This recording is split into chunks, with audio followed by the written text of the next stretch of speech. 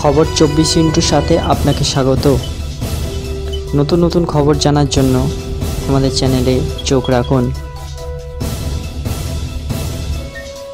নমস্কার, খবর 24 সাথে আপনাদের স্বাগত। কী সব ভয়াবহ সব তথ্য সামনে আসছে ভাবা যায়। কেউ মেকানিক্যাল ইঞ্জিনিয়ার, কেউ সরকারি কর্মী, কেউ আবার স্বাস্থ্যকর্মী, কেউ সোশ্যাল মিডিয়া ইউটিউবার হিসেবে চেনা মুখ। আর এই সাধারণ ভারতীয়রাই হয়ে উঠেছিল পাকিস্তানের আইএসআইয়ের সম্পদ। কিভাবে, কোন ফাঁদে তাদের ফাঁসিয়েছিল পাকিস্তানের এজেন্টরা? টাকা পয়সা নাকি অন্য কিছু? এসব সাধারণ ভারতীয় কি জেনে বুঝেই পাকিস্তানের এজেন্টের হাতে দেশের স্পর্শগত তথ্য তুলে দিয়েছিলেন?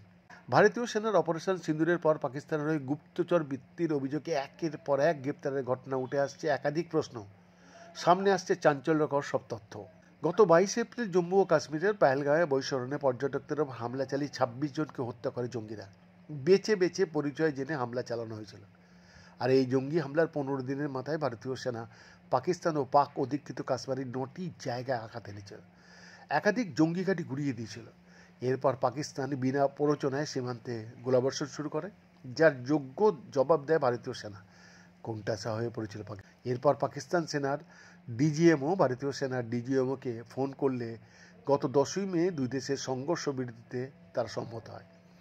অপারেশন সিন্দুরের পর ভারতীয় গোয়েন্দা সংস্থাগুলি দেশের নানা প্রান্ত থেকে একের পর এক ভারতীয়কে পাকিস্তানের হয়ে গুপ্তচর বৃত্তির অভিযোগে গ্রেপ্তার করছে। রাজস্থান, মহারাষ্ট্র, দিল্লি, হরিয়ানা, উত্তরপ্রদেশ, গুজরাট এবং পাঞ্জাব থেকে 15 জনকে গ্রেপ্তার করা হয়েছে এখনও পর্যন্ত। এই তালিকায় রয়েছেন মুম্বাইয়ের এক মেকানিক্যাল ইঞ্জিনিয়ার, যিনি যুদ্ধজাহাজ সম্পর্কে স্পষ্টকর্ত তথ্য পাকিস্তানের এজেন্টের হাতে তুলে দিয়েছেন। আবার হরিয়ানার একজন ট্রাভেল ব্লগার রয়েছেন লাহোরের বাজারে, যার আশেপাশে সশস্ত্র রক্ষী দেখা গিয়েছে। তালিকায় রয়েছেন রাজস্থানের একজন সরকারি কর্মী, যিনি 7 বার পাকিস্তানে গিয়েছিলেন, যার কোনো কারণ তিনি জানাতে পারেননি। পাকিস্তানের হয়ে গুপ্তচর বৃত্তির তালিকায় এক সিআরপিএফ জওয়ানও সামনে এসেছে। পাকিস্তানের হয়ে গুপ্তচর বৃত্তির অভিযোগে দ্বিতীয়দের মধ্যে সবচেয়ে বেশি আলোচনায় উঠে এসেছে হরিয়ানার এক ইউটিউবার, নাম জ্যোতি মালহোত্রা, ট্রাভেল ব্লগার। তার একটি ইউটিউব চ্যানেল রয়েছে। গত 16ই মে তাকে গ্রেপ্তার করেছে হরিয়ানা পুলিশ। তার বিরুদ্ধে তদন্তে একের পর এক বিস্ফোরক তথ্য সামনে আসতে শুরু করে। দিল্লিতে পাকিস্তানের দূতাবাসের আধিকারিকদের সঙ্গে যোগাযোগ ছিল তার।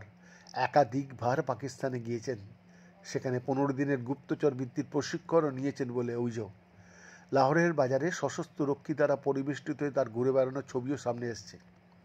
এক স্কটিশ ইউটিউবারের ভিডিও দেখা গিয়েছে, লাহোরের আনারকুলি বাজারে হেঁটে যাচ্ছেন জ্যোতি, পাশে AK-47 নিয়ে তাকে পাহারা দিচ্ছেন 6 জন রক্ষী। বৈদ্যনাথ দাসের রিপোর্ট, খবর 24/7।